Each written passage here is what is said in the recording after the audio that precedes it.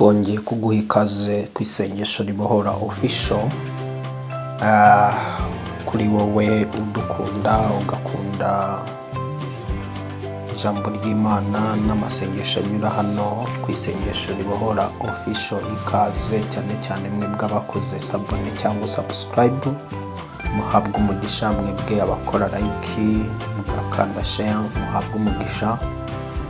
Ubuntu bw'Imana bube kuri mwebwe, kandi nawe ari ubwa mbere ugeze umuyoboro w'isengesho ribohora official, nawe tugwaye ikaze. Imana iguhe umugisha. Nawe nyuma yo gusoza ijambo ry'Imana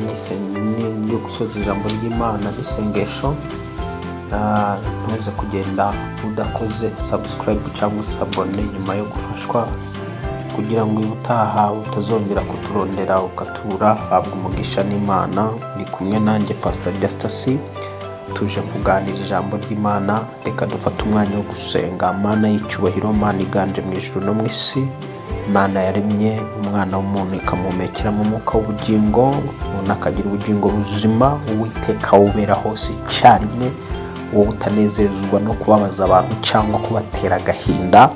Aya masaha turaguhamagaye kugira ngo ubane natwe, ubane na buri muntu wese uje kumva ijambo ry'Imana hano, ntagende uko yaje. Mu izina rya Yesu Kristo, umwana w'Imana nzima, ni wowe wohereza ijambo rigakiza abari mu isi indwara zabo, ndetse rikababuza kwinjira mu mva zabo, nk'uko ijambo ryari bihamye muri Zaburi. Ngaho rero aka kanya n'ubundi bamwe ijambo ryawe, kugira ngo usohoze icyo wagambiriye ku buzima bwuje hano ku isengesho ribohora official, ku buzima bw'utwumva ndetse no ku buzima bwanjye nyirizina. Ni mu izina ry'uwambwe gapfa kazuka dusabye twizeye, amen. Nje guhishura ibanga ryatuma utarogwa, ibanga ryatuma nta byago nta makuba yugarije isi cyangwa biba ku bandi. Ibanga ryatuma ibyo bitakubaho, ibanga ryatuma utarogwa, ibanga ryatuma igihe abana b'umwijima bagusaba batakubona, ibanga ryatuma igihe bagushika ntibagufatishe, muruza gushitse ntagufatishe, ibanga ryatuma abaguteza amahembe atakugeraho, ibanga ryatuma uba mu buzima butarwara, mu buzima butekanye, mu buzima bufite amahoro, ibanga ryatuma uba mu buzima wifuje cyangwa urota ku manywa na nijoro. Imana iguha umugisha. Icyo nicyo tuje guhishura, nicyo umwuka wera nanjye yamishuriye, icyo nanjye nicyo nze kuguhishurira mu izina rya Yesu. Icyo nje kuguhishurira rero ni iki ngiki. Reka tugisome muri Zaburi. Ni Zaburi imenyerewe n'abantu benshi, ariko reka twongere turisome mu izina rya Yesu. Zaburi ya 91, turagenda dusimbuka imirongo imwe n'imwe. Itangira ivuga ngo, uba mu rwihisho rw'isumba byose azama mu gicucu cy'ishobora byose. Ndabwira nti, Uwiteka uri ubuhungiro bwanjye, uri igihome kinkingira, Imana yanjye niringira. Kuko ari we uzagukiza ikigoyi cy'umugoyi na mugiga irimbura. Azakubundikiza moya ye, kandi uzajya uhungira munsi y'amababa ye. Umurava we n'ingabo ni icyuma kigukingira. Igiteye ubwoba cya nijoro ntikizagutinyisha, cyangwa umwambi ugenda ku manywa, cyangwa mugiga igendera mu mwijima, cyangwa kurimbura gutsemba ku manywa y'ihangu. Abantu 1000 bazagwa iruhande rwawe, abantu inzovu bazagwa iburyo bwawe, ariko ntibizakugeraho. Uzabirebesha amaso yawe gusa, ubona ibihembo by'abanyabyaha. Kuko ari wowe buhungiro bwanjye, Uwiteka wagize isumba byose ubuturo. Kuko nta kibi kizakuzaho, kandi nta cyago kizegera ihema ryawe. Kuko azagutegekera abamarayika be ngo bakurindire mu nzira zawe zose, bazakuramira mu maboko yabo, ngo udakubita ikirenge ku ibuye, uzakandagira intare n'impoma, uzaribata umugunzu w'intare n'ikiyoka. Kuko yankunze akaramata, nicyo nzamukiriza, nzamushyira hejuru kuko yamenye izina ryanjye. Azanyambaza nanjye mwitabe, nzabana nawe mu makuba no mu byago, nzamukiza muha icyubahiro, nzamuha uburame kandi nzamwereka agakiza kanjye. Iri jambo uraryumvise, hari umuntu urimo uravugwa hano, uba mu rwihisho rwisumba byose. Tuba mu bwihisho bwisumba bwisumba byose ryari? Ni ryari umuntu aba mu rwihisho rwisumba byose? Ni cya gihe umwana w'umuntu yinjiye mu Mana neza, akamenya Imana yaremye ijuru n'isi, agahugukira kuyishaka ku manywa na nijoro, akayinjiramo neza wese, atari ukuvuga ngo yayinjijemo igice kimwe, ahubwo akayinjiramo wese. Wibuke ko ijambo ry'Imana Yesu yavuze muri Yohana igice cya 10:9, aravuga ngo ni gerembo umuntu niyinjira azakizwa. Ni ukuvuga ngo umuntu aba mu rwihisho rwisumba byose igihe yinjiye muri Yesu neza, akinjira mu ijambo, akaba mu ijambo ry'Imana, agatura mu ijambo ry'Imana. Yamara gutura mu ijambo ry'Imana, iyo tuvuga gutura mu ijambo ry'Imana, ni ukuvuga ngo ni ukubika amagambo y'Imana mu mutima wawe, ukayagenderamo kandi ukayakoreramo. Kuko niko Imana yari yarategetse Abisiraheli, irababwira ngo niwitondera amategeko yanjye ngutegeka uyu munsi, ukayagenderamo ukayakurikiza, nzakugira gutya na gutya. Iyo witondeye ijambo ry'Imana ukarigenderamo ukaribamo, ntabwo uzigera ubona Imana mu buryo bw'amaso y'umubiri. Imana ntiwayitandukanya n'ijambo ryayo, Imana ntiwayitandukanya n'ijambo ryayo. Mbisubiremo, ni ukuvuga ngo ushaka Imana bimusaba gushaka ijambo ry'Imana. Niyo mpamvu umuririmbyi we aririmba neza akavuga ngo umakanya Yesu nze nkwegere, kuko umwijima ukabije cyane, icyo nkeneye ni ukukwegera kugira ngo numve ijambo ryawe. Ushaka Imana agomba gushaka ijambo ry'Imana. Mbere y'ibindi byose, reka gushaka amagambo y'abantu. Tandukana n'amagambo y'abantu, tandukana n'amagambo n'inkuru z'abantu. Shaka ijambo ry'Imana, nibwo buryo uri bushatse mu Imana. Noneho numara gushaka ijambo ry'Imana, ijambo ry'Imana icyo rigutegeka nugikora, icyo gihe uba wabaye mu rwisho rwisumba byose. Kuba mu bwisho rwisumba byose ni uguhungira mu ijambo ryayo, ukaba mu buzima bwegera Imana, ukaba mu buzima busenga. None uyu muntu uri mu buzima busenga, nuvuga ngo aba yahungiye mu Mana. Umva uko ijambo rivuga. Ijambo rivuga ngo guhungira k'Uwiteka bigira umumaro kuruta guhungira ku bana b'abantu. Hari abantu bakubitwa n'ibibazo, hari abantu bisanga mu kaga no makuba, bagatabaza abantu, bakirukira ku bantu. Ariko kwirukanyira ku Mana nibyo by'agaciro, guhungira ku Uwiteka nibyo by'umumaro. Yego birashoboka ko wakwirukanyira ku muntu w'Imana, kuko n'ubundi Yesu yaravuze ngo ubemera ni njyewe azaba yemeye. Ariko wirukanyira ninde? Wirukanyira mu bapagani, wirukanyira ku batizera, wirukanyira ku muntu w'Imana, kuko Imana n'ubundi iba mu bantu bayo. That's good. Hicho ni kitu kizuri, ila kama unakimbilia wanadamu wa kawaida, wewe maisha yako umeyajenga kwenye mchanga. Niba wirukanyira kubatizera, kirukanyira mu bapagani, ubuzima bwawe wamaze kubwubaka, wabwubakiye ku musenyi. Ubuzima bwawe n'imibereho yawe byubakire mu Mana, byubakire mu ijambo ry'Imana. Rero ni ukuvuga ngo rero ibanga ryatuma bakuroga ntibikunde, ibanga ryatuma bagutongera ntibivemo, yani imigenzo n'imihango bagukorera, ibyo Satani byose agerageza gukora bitagufata, nuko ufata Uwiteka ukamugira ubuhungiro bwawe, Uwiteka birasaba kugira ngo abe ari uzajya uhungiraho mu buzima bwawe. Mu bibazo byose biragusaba kugira ngo ujye uhungira ku Uwiteka. Hanyuma aza arakubera igihome kigukingira ibyo bibazo. Uwiteka yiteguye kukubera igihome kigukingira ibibazo bitandukanye, kigukingira kirize igihe yaje mu isi. Uwiteka yiteguye kukubera igihome kigukingira imyaku, imikoshi, inyatsi, ubutende, indwara, ibyorezo by'indwara. Ni wemera kumuhindura ubuhungiro bwawe, kumva ko ari we wenyine ugomba guhungiraho. Hano ijambo rirakubwira ngo azakubera igihome kigukingira. Noneho ngo rero azakora iki? Azagukiza ikigoyi cy'umugoyi na mujigirimbura. Azagukiza ikigoyi cy'umugoyi, azagukiza imitego n'uwayiteze, ndetse na za mugiga zirimbura. Iyo birivuga mugiga ni indwara za zindi ziza z'igikatu, ziza zihitana benshi. Jambo rikubwira ngo azagukiza ikigoyi cy'umugoyi na mugiga irimbura.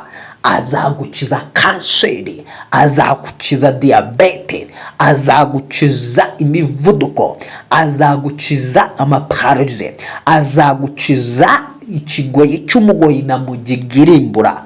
Kuko wamugize iki? Wamugize ubuhungiro n'ubwihisho. Ngo azakubundikiza amoya ye. Ntabwo bizagarukira aho ngaho, ngo azakubundikiza amoya ye, ngo kandi uzajya uhungira munsi y'amababa ye. Wowe iyo wisanze mu bibazo uhungira munsi y'amababa yande.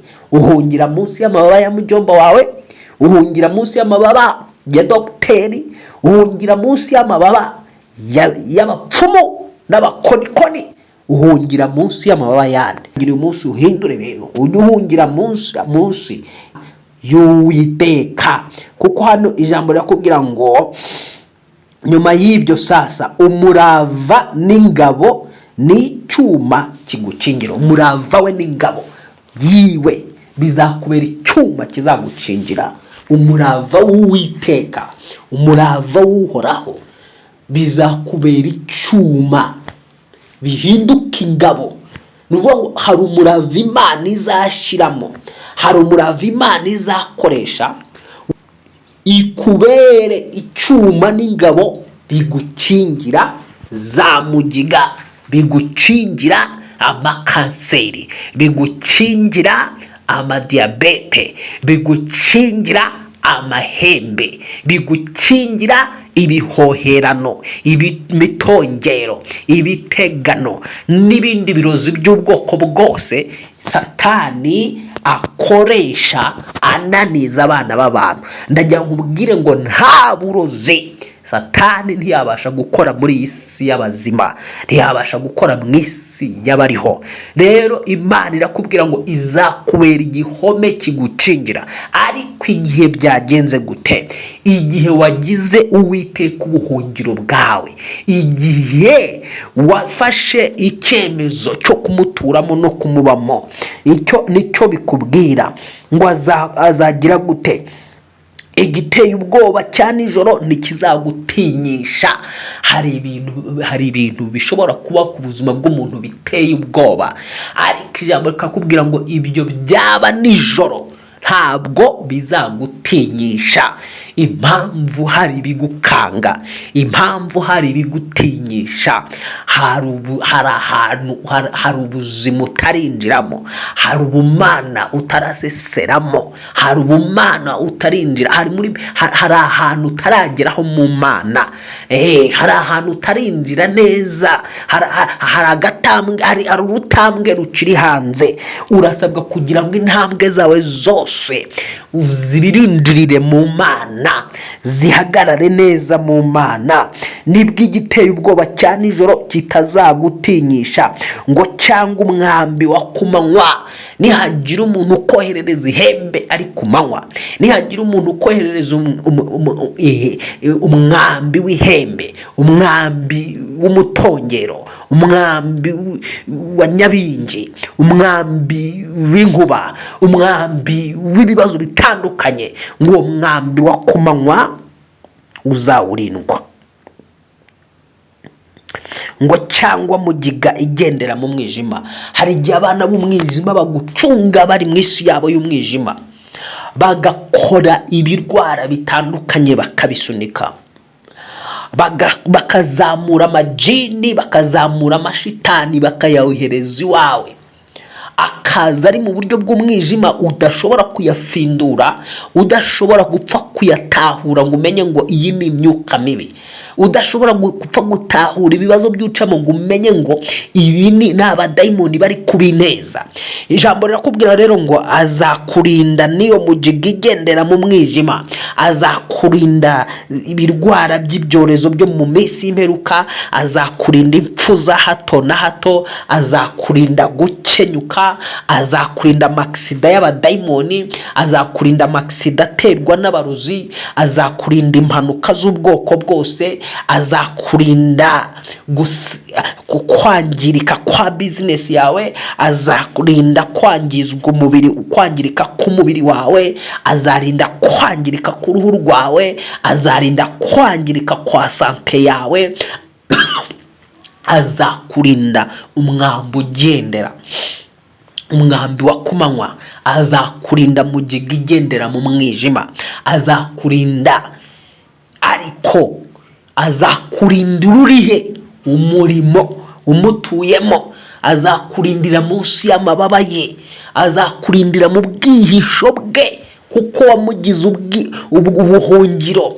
Igihe rero ufite ibindi bintu uhugiramo, bikaba ari byo wihishamo, bikaba ari byo utindamo cyane, uhereza umwanya wawe, ibyo nibyo bivuze yuko mu isi y'umwuka bikubera ibigirwamana, mu isi y'umwuka byakubera ibigirwamana, abadayimoni bakakubona, imyuka y'abarozi yatangira kugushika ikagufatisha kuko ikumva mu marezo yayo.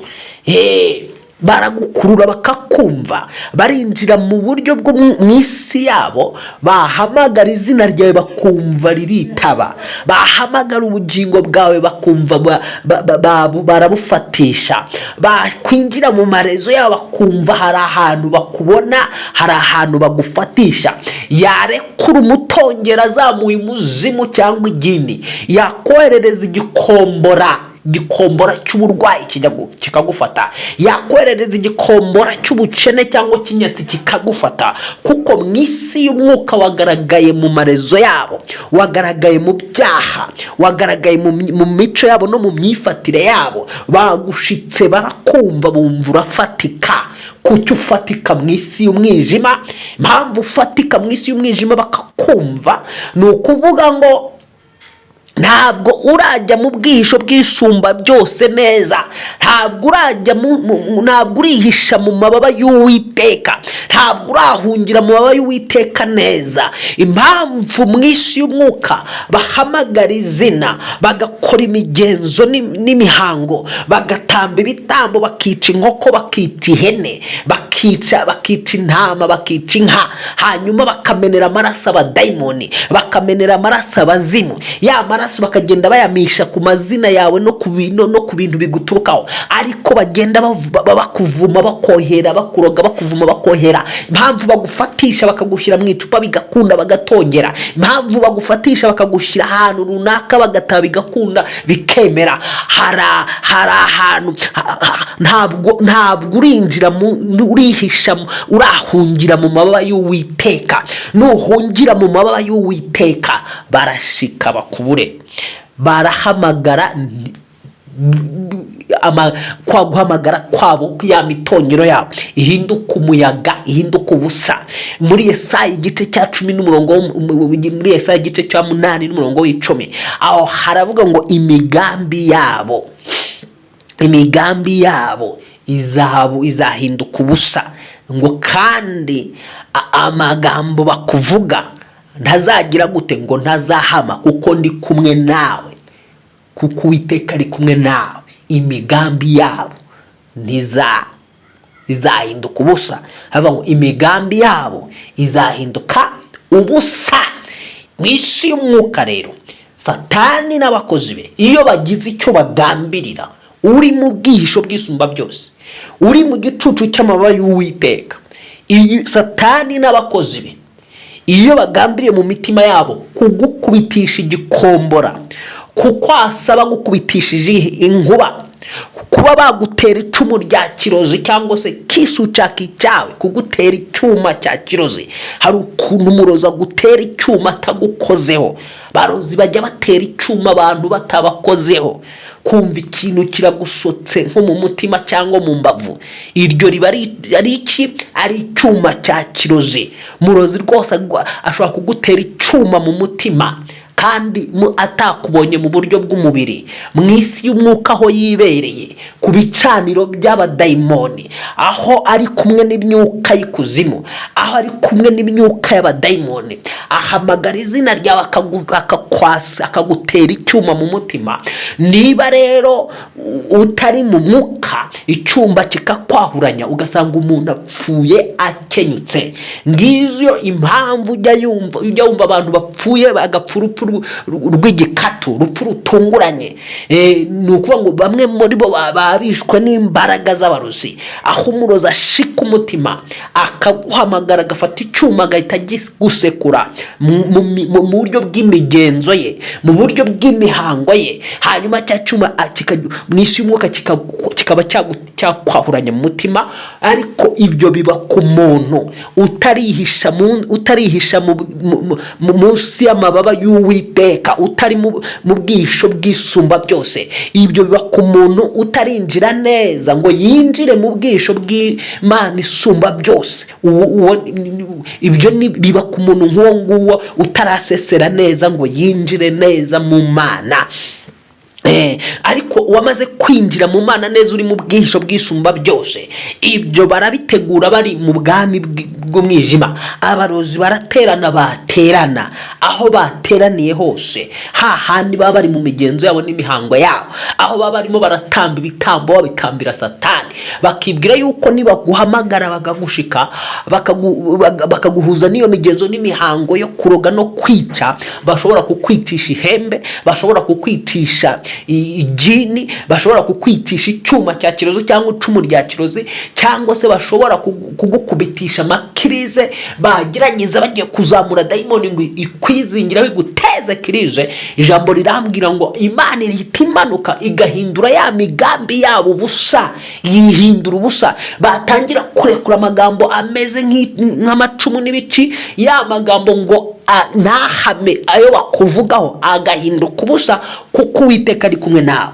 Noneho rusasa, iyo niyo kode yonyine ishobora gutuma uba mu buzima butarogwa, uba mu buzima budashikwa. Jambo ryavuze ngo cyangwa kurimbura gutsemba ku manywa y'ihangu. Hari igihe Satani yohereza amashitani ku manywa atsemba arimbagura, amashitani bakava ikuzimu, ariko azamuwe. Mva neza, amashitani abikuzimu kugira ngo akore, bisaba kugira ngo agire abantu bayazamura bari muri iyi si. Umuntu wambaye umubiri uhamagara uzamura amashitani, bakayazamurira kugira ngo azarimbure, bakayazamurira kugira ngo azasenye, bakayazamurira kugira ngo aze ariture, yica ubuzima bw'abantu, yangiza imibereho y'abantu, asenye ingo z'abantu, afunga imbyaro z'abantu, abuza abantu kubyara, yonona abana babo, yonona abantu imico, yonona abantu ingeso. Abarozi bakazamurira amadayimoni n'imyuka mibi, yani guteza ibyago, guteza amakuba. Hanyuma rero akazamuka ameze ngo aje gutsemba ku manywa y'ihangu. Ibyo rero Uwiteka iyo umurimo ntibikugeraho, arabikurinda. Kubera iki impamvu abikurinda? Nyine uri mu bwihisho bwe. Ijambo ryavuze rero ngo abantu 1000 bazagwa iruhande rwawe, nihagira amashitani 1000 aguhagurukiye, cyangwa se abana b'abantu nyabantu, Imana iragusezeranya ngo abantu 1000 bazagwa iruhande rwawe. Abantu inzovu, ubwo abantu inzovu ni 1000 birenga 10, hari ni 1000 birenga 10 cyangwa se hafi 100 gutyo, sinibuka neza mu mibare ya Bibiliya abantu inzovu ni bangaye. Ariko abo bantu ni abantu benshi barenze 1000. Rero ngo abo bantu inzovu ariko ni kuva ku 10,000 kuzamura, ngo bazagwa iburyo bwawe. impamvu ibyo bintu bikwataka mu ruhande rw'iburyo bwawe ntibigwe. Hari abantu baba bakwatatse, hari ikirenge kitarinjira neza, ntabwo urinjira neza. Umutima n'ubwenge bwawe hari ahantu bitaragera, wowe w'umwuka hari ahantu utarasesera.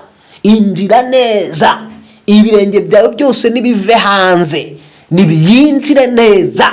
Ndagusengera ngo ibirenge byawe byinjire neza byose, ntagire ikirenge na kimwe gisigara hanze.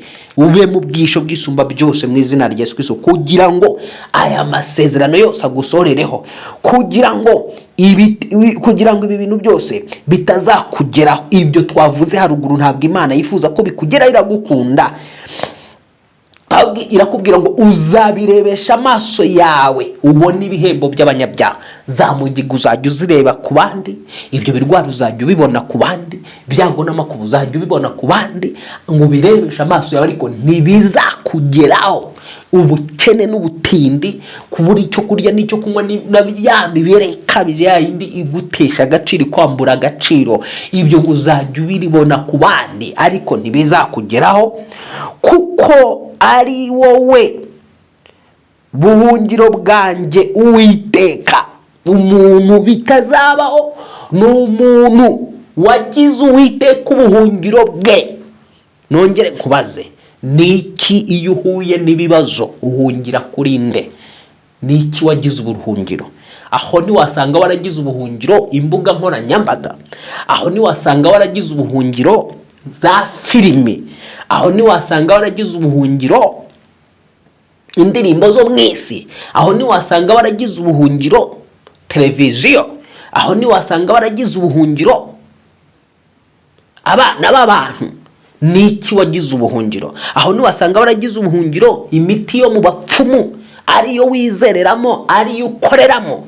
Niba waragize ubuhungiro imiti yo mu bapfumu akaba ariyo uhungiramo, ariyo ukoresha, ariyo uhungiramo, ibyo bizakwegera, bizagufata nk'uko ijambo ryavuze, kugira ngo utarogwa nturogeke, kugira ngo ibyago n'amakuba bitagufata, ari ibiriho n'ibizaza n'ibyo ubona mu mwuka uhora wikanga. Biragusaba ko Uwiteka umuhindura ubuhungiro bwawe mu izina rya Yesu Kristo. Hanyuma rero ngo wagize isumba byose ubuturo. Uyu muntu urumva ko yarenze iby'abantu bibwira, ahubwo aragenda agira Uwiteka ubuturo, amuturamo, kuko nagize Uwiteka ubuturo, kuko ari we buhungiro bwanjye Uwiteka wagize isumba byose ubuturo. Uyu muntu yagize isumba byose ubuturo, atuye mu isumba byose. Niba atuye mu isumba byose, ninde uzamushobora? Urashaka kuba umuntu uhambaye, urashaka kudakenyuka, urashaka utinya ibiburi, utinya ibyago, utinya amakuba, utinya krize, utinya ubukene, utinya ibiki n'ibindi n'ibindi. Biragusaba ngo Uwiteka umugira ubuturo bwawe, umuturemo. Hanyuma rero sasa ngo kuko nta kibi kizakuzaho, kizaturuka he kandi utuye mu Uwiteka? Ngo kandi nta cyago kizegera umubiri wawe, kizegera urugo rwawe, kizegera ibyawe, kizegera abana bawe. Cyavahe cyakwegera wowe gute kandi Uwiteka arakubereye ubuturo? Kuko ngo nibinashoboka azagutegekera abamarayika be, kuko azagutegekera abamarayika bakakurindira mu nzira zawe zose. No kuvuga ngo uyu muntu rero aho agenda hose agira protokoli y'abamarayika. Umuntu wahungiye mu Uwiteka, inzira zose acamo, aho bari hose haba hari protokoli y'abamarayika. Amaso y'abantu atabona, amaso yawe atabona, ariko aho uca naho unyura, mu nzira zose ucamo haba hari protokoli idasanzwe. Ubu ufite escort zikomeye. Reka nkubwire imbaraga z'abamarayika. Abamarayika babiri babashije kurimbura Sodoma na Gomora, babiri gusa. Barimbura imijyi ibiri yitwa Sodoma na Gomora, nuko wafata Kigali za Kigali ebyiri, abamarayika babiri bakoze operation barangiza. None sasa rero imva icyo kiremwa gifite ubushobozi bwo kuba cyarimbura Kigali ari kimwe cyonyine. Marayika akaba yarimbura Kigali ari imwe wenyine. None sasa ngo azagutegekera abo bamarayika bakurinde mu nzira zaho ujya hose, kandi ngo ntabwo bizagarukiraho, ngo bazakuramira mu maboko yabo, ngo udakubita ibirenge kwibuye. Bazakuramira mu maboko yabo. Ya mabuye amashitani yatega mu isi y'umwuka, hari amashitani yihindura amabuye. Hari abantu Satani aba yaguteza imbere ngo ubasitarireho. None rero sasa urabwirwa ngo azagira gute? Azagutegekera abamarayika kugira ngo abo bantu utabasitariraho, cyangwa se ayo mabuye ari mu nzira yaho ugana muri destination yawe, ari mu rushako bashyira mu rugo rwawe, azayakurinda kugira ngo utayasitaraho. Pete sekiria horia. Uzakandagira intare n'impoma, uzaribata umugunzu w'intare n'icyoka. Hari igihe amashitani ajyaza mu ishusho y'intare cyangwa akaza mu ishusho y'icyoka. Wibuke ko ijambo ry'Imana rivuga ngo murwanye Satani, ngo mwirinde bisindisha mube maso, kuko umurezi wanyu azerera ameze nk'intare yivuga ashaka kubaconcomera. Ngo mumurwanye mushikamye mufite kwizera gukomeye. Nuko rero sasa ahanga urabwirwa ngo niba ngombwa Satani nagerageza kukwataka mu ishusho y'intare, umuroza akiyambika intare, akiyambika ibikoko, akigira ukuntu yigira, cyangwa se ayo mashitani akaza mu ishusho y'intare, ayo mashitani akaza mu ishusho y'icyoka, ngo uzabikandagira, uzabiribata. Yes, ngo uzabikandagira. Nyuma yo kubikandagira rero ukabwirwa ngo nuramuka wambaje Uwiteka azahita kwitaba. Uwiteka yiteguye kwitaba vuba cyane umuntu wamaze kwinjira muri we. Ngo impamvu yabyo rero ngo kuko wamukunza karamata nicyo azaguciriza. Umuntu ukunda Imana irabimukiriza, iyo ukunda Imana irabiguciriza rwose. Ngo kandi ikagushyira hejuru kuko uba warayimenye. Imana igiye kuzamura abantu, ishyire hejuru abantu bayimenye. Ntabwo ari buri muntu wese, ni umuntu wayimenye, ni umuntu uyikunda by'ukuri. So ngiryo ibanga ryatuma utarogwa, ryatuma udashikwa, ryatuma udafatwa na za mugiga, udafatwa n'amakanseri, udafatwa n'amadiyabete, udafatwa n'indwara zidakira, udafatwa na za prostate n'imivuduko na za stroke. Ngiri banga ryatuma inkuba itagukubita, ngo bagukubitisha inkuba ya kirozi ngo bikunde. Ngiryo banga ryatuma batagutera icumu cyangwa inkota ya kirozi ngo bikunde. Ngiryo banga ryatuma ihembe ritakwegera. Nukuba mu Mana neza, nukuba mu bwihisho bwisumba byose ukaba mu Mana, nukuba mu ijambo ry'Imana, nukugendera mu ijambo ry'Imana, nugufata ijambo ry'Imana ukaribika mu mutima wawe, ukaba mu buzima buryapurika, ukaba mu buzima busenga kandi bwapurika ijambo ry'Imana. Kuko gusenga kutagira ibikorwa, gusenga kutarimo kwizera, gusenga kutarimo ijambo ry'Imana, guhinduka urusaku, ukaba nka baba Farisayo abo Yesu yavuze ngo abangaba bansengera ubusa, ngo kuko imitima yabo iba kure y'Imana. Hari abantu basenga ariko imitima n'ubundi ikaba kure y'Imana.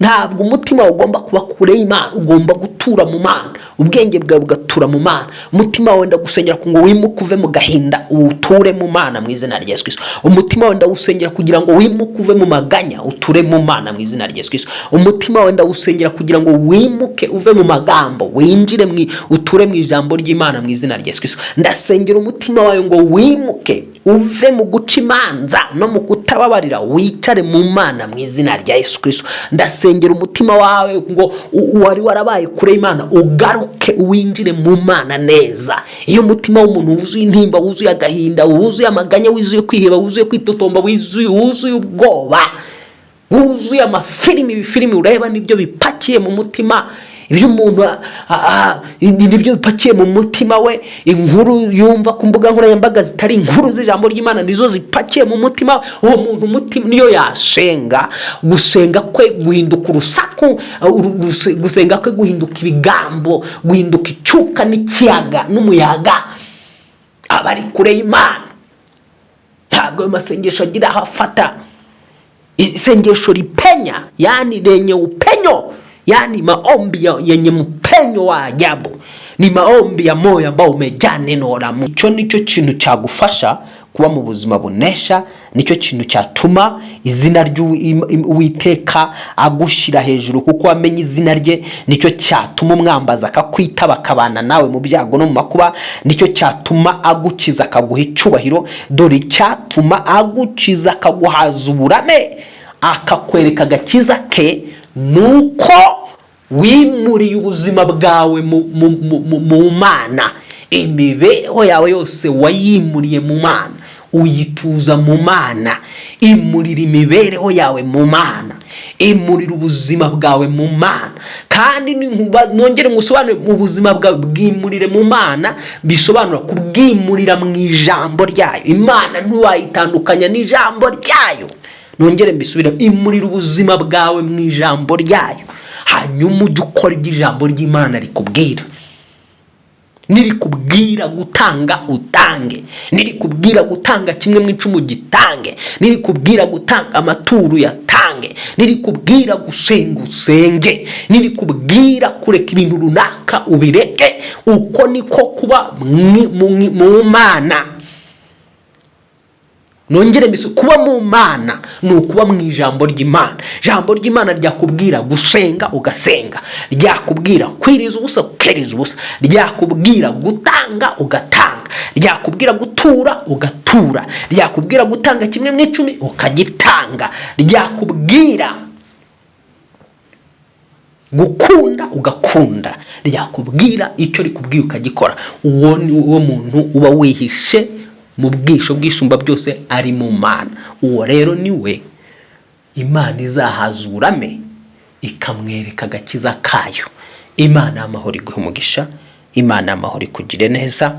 Coje nkubwira ngo Uwiteka afata umutima wawe, afata ubwenge bwawe, abituze muri we. Ndagusengera mu mbaraga y'amaraso Yesu Kristo, umutima wawe n'ubwenge bwawe byose byimurirwe mu ijambo ry'Imana, biture mu ijambo ry'Imana, biture mu kubaho kw'Imana, biture mu buzima bwegera Imana, busabana n'Imana mu izina rya Yesu Kristo. Icyo wasabanaga nacyo kitari Imana Data, icyo wasabanaga nacyo kitari ijambo ry'Imana, gitandukane n'umutima wawe, gitandukane n'ubwenge bwawe. Petese kiriya horia, ubwenge bwawe ndabuhoza, mweguriye Imana Data twese. Umutima wawe ndawubohoje, mweguriye Imana Data twese. Vuga uti, Imana ihoraho, ngwaye umutima wanjye, ngwino uturemo, umutima wanjye nawo guturemo. Nguhaye ubwenge bwanjye, ngwino ubuturemo, ubwenge bwanjye nabwo buguturemo mu izina rya Yesu Kristo. Uwiteka, ngwino umpindukire ubuturo, nanjye nguhindukire ubuturo, kugira ngo mbashe kuba mu buzima bwuzuye busendereye, mbashe kuba mu buzima bupresent icubahiro cyawe, bupresent ubwiza bwawe, bugaragaza ukubaho kwawe hano mu isi mu buzima bwanjye. Urakoze kuri Imana, mva gusenga. Amashimwe n'icyubahiro byawe mu izina rya Yesu, amen. Vuga ngo amen, amen. Ubundi amena ni ikiganza cyakira kigafata mu mwuka. Iyo utavuga amena ntabwo uba wakira, ibyo uhabwa biratakara. Soza uvuga ngo amen, amen. Nawe wakurikiranye iri jambo n'isengesho tukarisoza mu rwego rwo kuvuga ngo amen, amen. Biba bisobanura ngo ibyo dusabye byose bibe gutyo nk'uko tubisabye be gutyo nk'uko tubikwaturiyeho. Ikiganza rero cyakira mu isi y'umwuka na amena. Iyo hatavuzwe amena mu mutima wawe ntabwo uba wakiriye, we biba bigucitse. Ugiye cyose rero ugira umutima uvuga ngo amen, ugira akanwa kavuga ngo amen amen, bisobanura ngo ndakiriye, bibaye bityo. Shalom, Imana iguhe umugisha, Imana ikugirire neza. Nawe wandike ngo amen amen amen amen. Hanyuma bwari ubwa mbere wari watumvise, kanda sabone cyangwa subscribe aho ngaho mu nyuguti z'umukara, kande ku kazogera kugira ngo igihe cyose, impamvu iyo udakanze kuri ako kazogera ntabwo biba bihagije, ujye ukanda ku kazogera, kanda subscribe, itubona kazogera ukagakandaho. Ubwo ibyo bigufasha kugira ngo igihe cyose dushyizeho ijambo ry'Imana n'isengesho bihita ubibona kuri YouTube. Washaka kudukurikirana ugahita ukurikirana icyo kiganiro ako kanya, cyangwa se iyo nyigisho, cyangwa se iryo sengesho ako kanya. Imana y'amahoro iguhe umugisha, Imana y'amahoro ikugire neza. Ikindi ntukibagirwe gukanda kuri like. Iyo like uyikanze bituma YouTube iduha recommendation, ikaba yakohereza link hahandi haho uherereye, abantu bakabasha kutubona ari benshi. Imana ikugirire neza, Imana igufashe mu izina rya Yesu Kristo. Ugire ibihe byiza. Amen.